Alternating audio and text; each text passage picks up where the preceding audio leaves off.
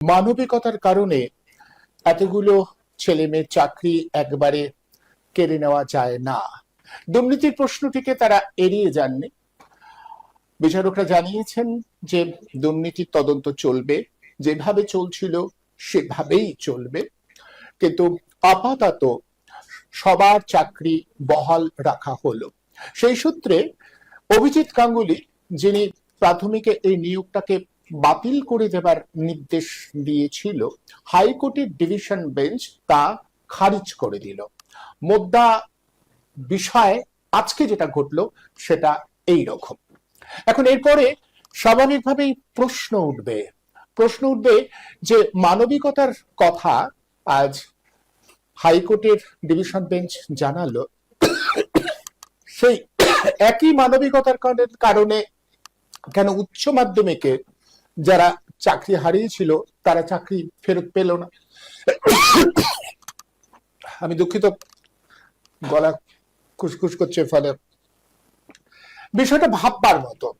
আমরা এই বিষয়টার উপরে আলোকপাত করব। আমাদের আসলে বিভ্রান্তি হচ্ছে, আমরা বিভ্রান্ত হচ্ছি। কোর্ট যেভাবে তার পর্যবেক্ষণ সামনে আনছে তার পরিপ্রেক্ষিতে আমাদের কিছু প্রশ্ন থাকছে। সত্যি তো, যে যুক্তি আজকে হাইকোর্টের ডিভিশন বেঞ্চ দিয়েছে, একই যুক্তি তো যারা এসএসসি চাকরি হারা হয়েছে তাদের ক্ষেত্রেও প্রযোজ্য হওয়া উচিত ছিল। সেক্ষেত্রে সেটা হলো না কেন? কেন সুপ্রিম কোর্টে গিয়ে এটা খারিজ হয়ে গেল? আমরা বারবার এই প্রশ্নটা করব, এই প্রশ্নটা তুলতেই হবে। আবার আজকে যারা খুব উৎসাহ দেখাচ্ছেন, আমি তাদেরও বলবো, ভেবে দেখুন, এটা যদি আবার সুপ্রিম কোর্টে যায় তাহলে কিন্তু অন্যরকম কিছু হতেও পারে। অর্থাৎ কোর্টের পর্যবেক্ষণ বিভিন্ন সময় বিভিন্ন রকম হচ্ছে। আমরা অবাক হয়ে দেখছি যে সুপ্রিম কোর্টের বিচারপতিরা যখন বলছেন যে কোনো মানুষের জামিন পাওয়াটা একটা সাধারণ রীতি, ঠিক তখনই আমরা জানি ওমর খালিদ সহ বেশ কয়েকজন 5 বছরের উপরে হয়ে গেছে, তারা জামিন পাচ্ছেন না। দিনের পর দিন তাদের ট্রায়াল এখনো শুরু হয়নি, তৎসত্ত্বেও তাদের জেলবন্দি থাকতে হচ্ছে। কোন আইনটা ঠিক, কোনটা ঠিক আর কোনটা বেঠিক আমরা বুঝে উঠতে পারছি না। সুপ্রিম কোর্টের বিবিধ পর্যবেক্ষণ আমাদের সত্যি ধাঁধা ধরিয়ে দিচ্ছে। আর যেটা ঘটলো, আমাদের হাইকোর্টের ডিভিশন বেঞ্চ যেভাবে জানালো যে মানবিকতার কারণে চাকরি খাওয়া যায় না। এর আগে তো আমরা অন্য শুনেছিলাম। আমরা তো শুনেছিলাম যে একটা নিয়োগে যদি দুর্নীতি হয়, সামান্যতম দুর্নীতি হলেও সবার চাকরি চলে যাবে, এটাই নাকি আইন। তাহলে আজকে কি হলো? আমরা বুঝতে পারছি না কি ঘটছে, কি হচ্ছে। একবারও আমরা বলছি না যাদের চাকরি রাখা হলেও সেটা অন্যায় হচ্ছে, চাকরিটা রাখাই উচিত। সত্যিই তো, এতগুলো বছর চাকরি করবার পর হঠাৎ যদি চাকরি নাকচ হয়ে যায়, বিপর্যয় তো নেমে আসেই। কিন্তু দুর্নীতিতে যারা জড়িত, দুর্নীতির শাস্তি দেবার দায়িত্বও তো কোর্টের।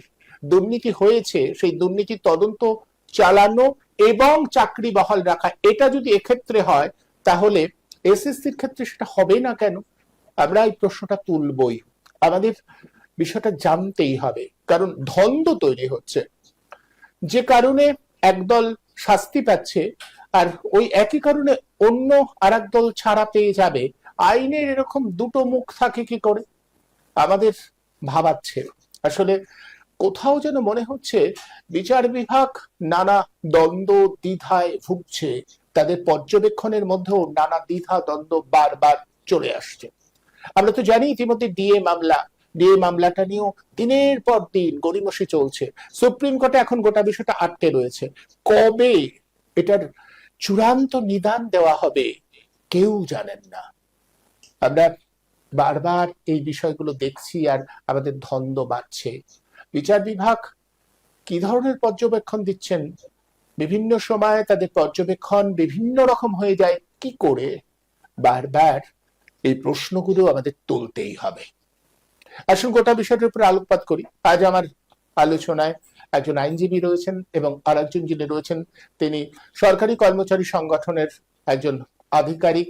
তিনি দীর্ঘদিন তাদের ন্যায্য পাওনার অধিকার নিয়ে লড়াই চালাচ্ছেন। তাদের দুজনকেই আমি আমার আজকের এই অনুষ্ঠানে আমন্ত্রণ জানিয়েছি। আসুন প্রথমে তাদের সঙ্গে পরিচয় করিয়ে দিই।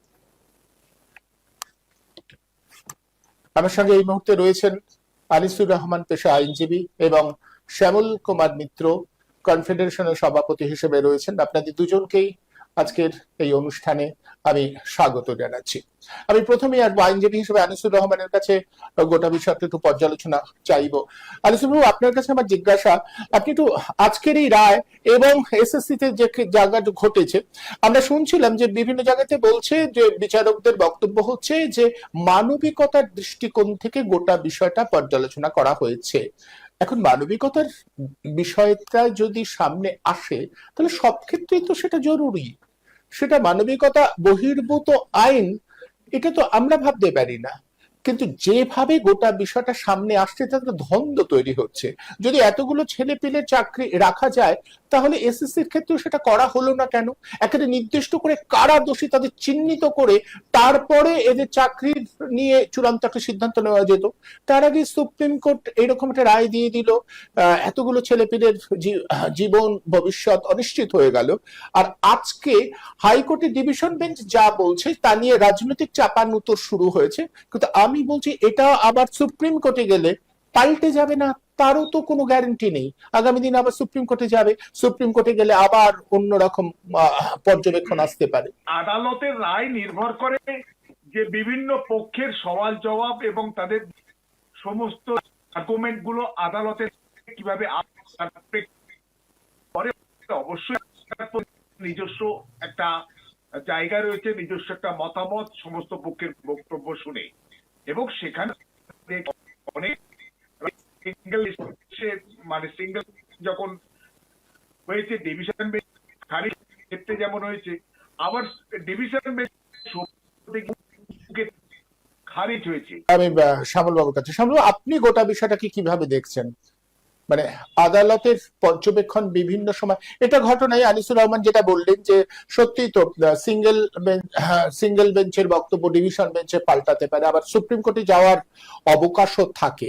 কিন্তু প্রশ্ন হচ্ছে যে কোথাও বেসিক বিষয়গুলো পর্যবেক্ষণে যখন আলাদা আলাদা হয়, অবশ্য আনিসুর রহমান বললেন যে বিভিন্ন ক্ষেত্রে আমরা তো জানি যে বিচার বিভাগের ভিতরেও নানা ধরনের সমস্যা, এবং সেটা নিয়েও আমাদের প্রশ্ন তোলা উচিত, প্রশ্ন উঠতে শুরু করেছে। আপনি কিভাবে দেখছেন আজকের বিষয়টা? দেখুন, প্রথমেই বলি, जो जीता वही सिकंदर। 32,000 যাদের প্রাথমিক শিক্ষক তাদের চাকরি রয়ে গেছে, আপাতত তাদের এবং তাদের পরিবারবর্গকে শুভেচ্ছা জানাই। এবারে আমি একটু পিছিয়ে যাব, তাহলে বিষয়টা আলোচনা করতে আমাদের সুবিধা হবে। 2012 টেট পরীক্ষা হয়েছিল 31শে মার্চ 2013। পরীক্ষায় আবেদন করেছিলেন 45 লক্ষ পরীক্ষার্থী, কিন্তু পরীক্ষায় বসলেন 27,95,000। পরীক্ষায় বসলেন না 27,95,000। এখন প্রশ্ন হচ্ছে যে 45 লক্ষ আবেদন করলেন, পরীক্ষা প্রস্তুতি নিয়েও 27,95,000-এর মতো একটা বিপুল সংখ্যায় আবেদনকারী পরীক্ষাটা দিলেন না। এবারে আসুন 2014 টেস্ট, এটা হয়েছিল 11ই অক্টোবর 2015। সেই টেটে আবেদন করেছিলেন 23 লক্ষ, মানে 2012 টেটের থেকে 22 লক্ষ আবেদনই কম। তাহলে কি সবাই চাকরি পেয়ে গিয়েছে যার জন্য আর প্রাথমিক শিক্ষকের জন্য আবেদন করছে না? এবং এই 23 লক্ষের মধ্যে আবার পরীক্ষা দিল 15 লক্ষ, তার মানে আপনার 8 লক্ষ পরীক্ষার্থী মানে আবেদনকারী আবেদন করে পরীক্ষার প্রস্তুতি নিয়েও পরীক্ষা দিল না।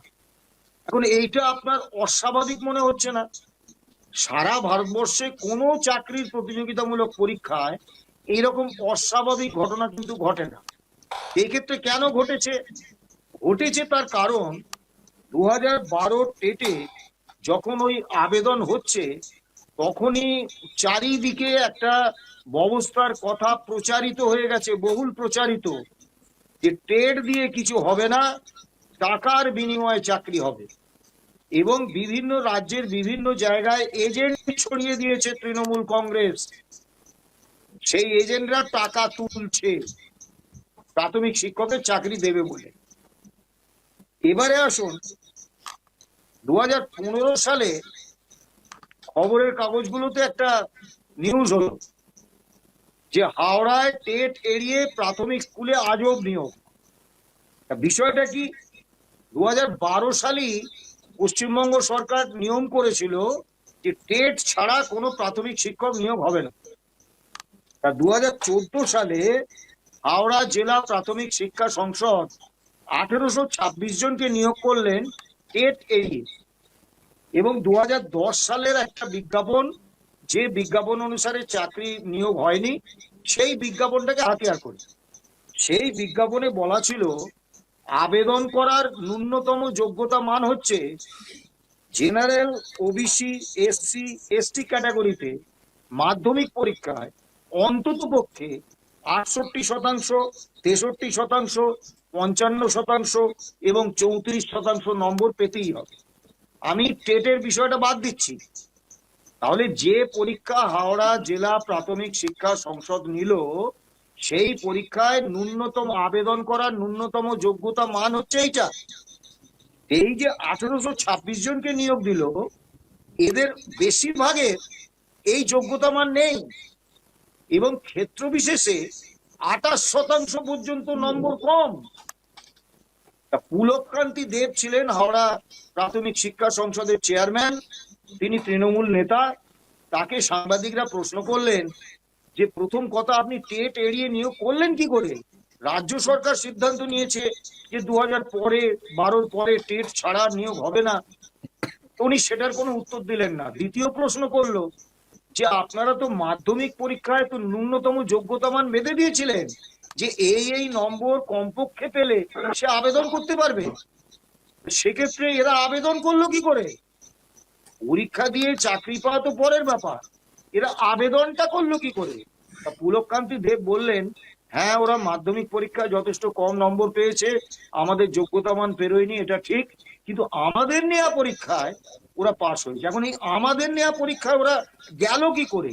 মানে এই 1826 জনকে যে হাওড়া জেলা প্রাথমিক শিক্ষা সংসদ নিয়োগ করেছেন প্রাথমিক শিক্ষক হিসেবে, পুরোটাই নগদ কাঞ্চন মূল্যের বিনিময়ে বেআইনি বাতিলযোগ্য নিয়োগ। কিন্তু যেহেতু আদালতে কোনো মামলা হয়নি, কোনো তদন্ত হয়নি, এরা বহাল তবিয়তে চাকরি করে যাচ্ছে। এবারে আসুন 2013 সালের 9ই আগস্ট বিভিন্ন সংবাদপত্রে হেডলাইন, প্রাথমিক শিক্ষক নিয়োগে দলীয় সুপারিশ চাইলেন পার্থ চট্টোপাধ্যায়, তৎকালীন উচ্চ শিক্ষামন্ত্রী। তারপরে 23শে আগস্ট 2013 আরো বড় করে খবর হলো, প্রাথমিক শিক্ষক নিয়োগে তৃণমূল নেতা মন্ত্রীদের ঢালাও সুপারিশ। এবং সেই খবরে লেখা হলো যে 20শে আগস্ট বিধানসভায় উচ্চশিক্ষামন্ত্রীর ঘরে একটা বৈঠক হয়েছে, সেখানে উপস্থিত ছিলেন তৃণমূলের এক শীর্ষ নেতা, প্রাথমিক শিক্ষা পর্ষদের এক শীর্ষ কর্মকর্তা এবং উচ্চশিক্ষামন্ত্রী নিজে। সেখানে ঠিক হয় যে বিধানসভা ভিত্তিক তালিকা, সুপারিশের তালিকা বিধায়করা দেবেন পার্থ চট্টোপাধ্যায়ের কাছে। সেই তালিকায় থাকবে যারা টেট পরীক্ষা দিয়েছে বা দিচ্ছে, তাদের নাম, বাবার নাম, ঠিকানা, রোল নাম্বার, অ্যাডমিট কার্ডের নকল সহ সবকিছু, বিধানসভা ভিত্তিক তালিকা। এরপরে আসুন 2014 সালের 25শে জানুয়ারি বেলা 4টে থেকে একটা স্ট্রিং অপারেশন সারা এটায় বিভিন্ন টিভি চ্যানেলে প্রচারিত হতে থাকলো, যে স্ট্রিং অপারেশনে বলতে শোনা যাচ্ছে যে প্রাথমিকের নিয়োগ সবটাই হবে তৃণমূল ভবনে তৈরি করে দেওয়া তালিকা অনুসারে, কোনো বাইরের কোনো নিয়োগ হবে না। এবং আপনি বলতেই পারেন সংবাদ মাধ্যমে প্রকাশিত খবর বা স্ট্রিং অপারেশনে প্রকাশিত খবর এগুলো কি সত্যি? এখন মজার ব্যাপার হচ্ছে এইগুলোর কোনো প্রতিবাদ কিন্তু রাজ্য সরকার বা তৃণমূল দল করেননি। পশ্চিমবঙ্গ সরকারের একটা বিভাগ আছে, তথ্য সংস্কৃতি বিভাগ, এবং স্বরাষ্ট্র দপ্তরে প্রেস নামে একটি বিভাগ আছে, এবং পুলিশের স্পেশাল ব্রাঞ্চ। তাদের কাজ হচ্ছে বিভিন্ন সংবাদপত্রে বিভিন্ন মন্ত্রী বা সরকার সম্পর্কে যেসব খবর বেরোচ্ছে বা কোনো স্ট্রিং অপারেশন হলে তাতে যা বলা হচ্ছে সেগুলো সংশ্লিষ্ট মন্ত্রীদের টেবিলে পৌঁছে দেয়া। তার মানে সেই অবস্থায় মন্ত্রীরা এটা পেয়েছিলেন। আমি ধরে নিলাম তারা অত্যন্ত ব্যস্ত, খবরের কাগজ দেখার সময় পান না, তারা অত্যন্ত ব্যস্ত, টিভিতে কোন স্টিং অপারেশন দেখা হচ্ছে তারা দেখেননি, কিন্তু তাদের টেবিলে তো পৌঁছিয়ে গিয়েছিল, তারা প্রতিবাদ করেননি। এবারে আসুন, 2012 টেটে সফল হলেন 18,793 জন। সাফল্যের হার হচ্ছে 1.07%। মানে বুঝতে পারছেন কত মেধাবীরা মানে পরীক্ষায় বসেছিল। 100 জনে। হ্যাঁ, তারপরে 2014 টেটে 42,000 নিয়োগ পেলেন এবং তখন সাফল্যের হার হচ্ছে 0.18%। মোট 60,793 জন। এখন অনেকে অসন্তুষ্ট হতে পারেন, কিন্তু আমি অত্যন্ত স্পষ্টভাবে বলছি, এই 60,793 জনের পুরো নিয়োগ প্রক্রিয়াটা নিয়েই প্রশ্ন আছে এবং এই নিয়োগে যে ব্যাপক দুর্নীতি হয়েছে এ নিয়ে কোন রকম সন্দেহের অবকাশ নেই। তৃণমূলের এমএলএ বিশ্বজিৎ কুন্ডু, তার ভিডিও আপনারা সমাজ মাধ্যম খুলুন, পাবেন। তিনি সোজাসুজি বলছেন প্রাথমিক শিক্ষক নিয়োগে কোন রকম পরীক্ষা টরীক্ষার ব্যাপার ছিল না, আমরা সুপারিশ করেছি বিধায়করা, সেই অনুসারে নিয়োগ হয়েছে, আমি তো 65 জনের চাকরি দিয়েছি। এবারে আসুন আজকের আদালতের রায়। মহামান্য আদালত কি বলেছেন, যে 32,000 এই প্রাথমিক শিক্ষক তারা চাকরি করছেন 9 বছর ধরে, 9 বছর পরে যদি তাদের চাকরিটা চলে যায় তাহলে তাদের পরিবার পরিজন বিপর্যস্ত অবস্থায় পড়বেন, তাই চাকরি বাতিল করছে না। 2 নম্বর কি বলেছেন, যে ইনস্টিটিউশনাল করাপশন যে হয়েছে সেইটা কিন্তু সিবিআই প্রমাণ করতে পারেনি, এমন কোনো তথ্য প্রমাণ দিতে পারেনি যাতে আমরা বলতে পারি যে এই 32,000 শিক্ষক দুর্নীতিমূলক ভাবে নিয়োগ পেয়েছেন। 3 নম্বর যেটা বলেছে, যে সুপ্রিম কোর্ট সিবিআই যাদের চিহ্নিত করেছিল 264 জন এবং 95 জন, যে এরা দুর্নীতিমূলক উপায়ে চাকরি পেয়েছে, তাদের প্রাথমিক শিক্ষক হিসেবে চাকরিটাও সুপ্রিম কোর্ট রেখেছে। এবারে আসুন, মহামান্য আদালত রায় দেবেন এবং যে মানবিকতার নিদর্শন রেখেছেন মাননীয় বিচারপতিরা, আমি কুর্নিশ করি। কিন্তু এই কলকাতা হাইকোর্ট যখন 25,753 জন নবম, দশম এবং উচ্চ মাধ্যমিকের 11-12 শিক্ষক এবং শিক্ষাকর্মীর নির্দেশ বাতিল করলো, আমি সুপ্রিম কোর্টে যাচ্ছি না, এই হাইকোর্টের ডিভিশন বেঞ্চ বাতিল করেছিলেন, তখন তো এই প্রশ্ন উঠেছিল এবং মহামান্য কলকাতা হাইকোর্টের ডিভিশন বেঞ্চই বলেছিলেন যে ওই 25,753 জনের মধ্যে 2 ধরনের একদম জানি আমরা, একদম টেন্টেড হিসেবে যাদের প্রমাণিত হয়ে গেছে এবং অন্য টেন্টেড কিনা প্রমাণিত হয়নি। এক্স্যাক্টলি, তখন তো এই প্রশ্ন উঠেছিল যে তারা তো, তাদের মধ্যে অনেকে রয়েছেন যারা মানে সততার সঙ্গে দুর্নীতির সঙ্গে কোন রকম ভাবে যুক্ত না হয়ে পরিশ্রম, মেধা এবং যোগ্যতার ভিত্তিতে চাকরি পেয়েছেন। মহামান্য কলকাতা হাইকোর্ট তো তাদের চাকরিটাও বাতিল করে দিয়েছিলেন। তাহলে তখন কি মহামান্য কলকাতা হাইকোর্টের এই যে মানবিকতা, এইটা কি ছিল না? আমাদের অত্যন্ত স্পষ্টভাবে বলতে হবে, রায় যদি, যে কোনো মামলার রায় যদি মাননীয় বিচারপতিদের ব্যক্তিগত বিশ্বাস, ব্যক্তিগত আবেগ এগুলো থেকে আসে, তাহলে ভয়ঙ্কর অবস্থা বিচার ব্যবস্থা। বিচার হওয়ার ক্ষেত্রে আবেগের কোনো জায়গা থাকলে চলবে না। এটা আমার কথা নয়, এটা মাননীয় বিচারপতিদের কথা, আইনজীবীদের কথা, যে রায় যখন হবে সেখানে আবেগের জায়গা থাকবে না, যুক্তি, তথ্য ইত্যাদি থাকবে। তাহলে যে রায় কলকাতা হাইকোর্ট দিল এসএলএসটি ক্ষেত্রে তাদের চাকরিটা বাতিল হলো, তাহলে এই প্রাথমিক শিক্ষকের চাকরিটা রয়ে গেল। অর্থাৎ 2 ক্ষেত্রে কলকাতা হাইকোর্টে মানবিকতার প্রদর্শনটা 2 রকম হয়ে গেল। আমি অত্যন্ত সুনির্দিষ্ট ভাবে বলছি, কোন ন্যায়ালয় এই মানবিকতার মানে প্রদর্শন দেখানোর ক্ষেত্রে 2 রকম আচরণ করতে পারে না। হয় কলকাতা হাইকোর্টের এসএলএসটি চাকরি বাতিলের সিদ্ধান্তটা ভুল, সেটা হাইকোর্টকে পর্যালোচনা করতে হবে, অথবা এই প্রাথমিক শিক্ষকের নিয়োগ বহাল রাখাটা ভুল, সেটাকে পর্যালোচনা করতে হবে। দুটো একসঙ্গে ঠিক হতে পারে না। মুশকিলটা হলো কোথায় জানেন? আজকে ব্রাত্য বসু স্টেটমেন্ট দেখেছেন, সত্যের জয় হলো। আরে বাবা, এটা সবাই জানে এসএলএসটি তে কি দুর্নীতি হয়েছে। প্রাথমিক শিক্ষক নিয়োগে যে দুর্নীতি হয়েছে তার পরিমাণ 1000 কোটি টাকা ছাড়িয়ে গেছে। এবং দুর্ভাগ্য যে সিবিআই তদন্ত করে প্রাথমিক শিক্ষক নিয়োগে যা তথ্য দিতে পারেনি বলে আজকে মহামান্য আদালত তাদের চাকরিটা বহাল রাখলেন। দ্যাট নট মিনস এই যে 60,793 জন চাকরি পেয়েছেন, যাদের মধ্যে মাত্র 32 জনের চাকরিটা বিচারাধীন ছিল, তারা সবাই সঠিক নিয়োগ প্রক্রিয়ায়, দুর্নীতিমুক্ত নিয়োগ প্রক্রিয়ায় চাকরি পেয়েছেন, এটা কিন্তু সত্যি নয়। হ্যাঁ, তার মধ্যেও দুটো শ্রেণী রয়েছে। এক শ্রেণী দুর্নীতিমূলক উপায়ে চাকরি পেয়েছে, আর দ্বিতীয় শ্রেণী দুর্নীতি মুক্ত উপায়ে চাকরি পেয়েছে। এবারে দ্বিতীয় একটা বিষয় আমি বলি, মহামান্য কলকাতা হাইকোর্ট তো রায় দিয়েছিলেন যে যারা দুর্নীতির মাধ্যমে চাকরি পেয়েছে এসএলএসটির ক্ষেত্রে, তাদের 12% সুদ সহ বেতনের টাকা ফেরত দিতে হবে। সুপ্রিম কোর্ট সেই রায় বহাল রেখেছিলেন। তাহলে এই যে 264 এবং 95 জন প্রাথমিক শিক্ষক যাদেরকে সিবিআই নির্দিষ্টভাবে চিহ্নিত করেছে দুর্নীতিমূলক উপায়ে নিয়োগ পেয়েছে, এই 264 এবং 94 জন প্রাথমিক শিক্ষকের ক্ষেত্রে সেই বিধি কেন সুপ্রিম কোর্ট বহাল করলেন না? তাহলে এসএলএসটির ক্ষেত্রে সুপ্রিম কোর্ট একরকম নির্দেশ দিচ্ছেন, প্রাথমিক শিক্ষকদের মধ্যে যারা দুর্নীতিগ্রস্ত উপায়ে চাকরি পেয়েছেন তাদের চাকরিটা বহাল রাখছেন। সুপ্রিম কোর্ট বা হাইকোর্ট দিনের শেষে মানুষের আস্থা ভরসার উপর টিকে আছে।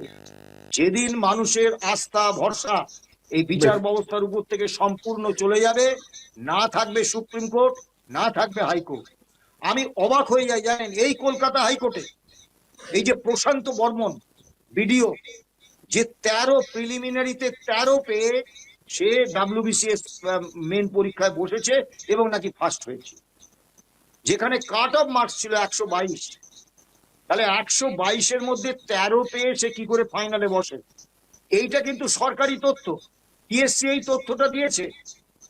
এই তথ্যটা নিয়ে কিন্তু কোনো বিতর্ক নেই, কিন্তু তার বিরুদ্ধে আরো অভিযোগ আছে যে ফাইনাল পরীক্ষায় সে ইংরেজিতে 0 পেয়েছে, সেটা বাড়িয়ে 168 করে দেওয়া হয়েছে, আর বাংলায় পেয়েছে 18, সেটা বাড়িয়ে 167 করে দেওয়া হয়েছে। কলকাতা হাইকোর্টে এই প্রশান্ত বর্মনের বিরুদ্ধে এই মামলা আজকে 9 বছর ধরে পেন্ডিং। পিএসসির একজন অবসরপ্রাপ্ত কর্মচারী, তিনি মামলা করেছিলেন। মামলায় তার দাবি ছিল যে এই প্রশান্ত বর্মন, এটা খুব ইন্টারেস্টিং বিষয়, আমি নিশ্চয়ই এটার উপরে একদিন আলোচনা করব। তাহলে আজকে 10 জন প্রধান স্থায়ী প্রধান বিচারপতি আর 4 জন অস্থায়ী প্রধান বিচারপতি হাইকোর্ট পার করে চলে গেলেন। আজও প্রশান্ত বর্মনের বিষয়টা কোনো ফয়সালা হলো না। 2024 থেকে মে মাস থেকে কোনো শুনানি নেই।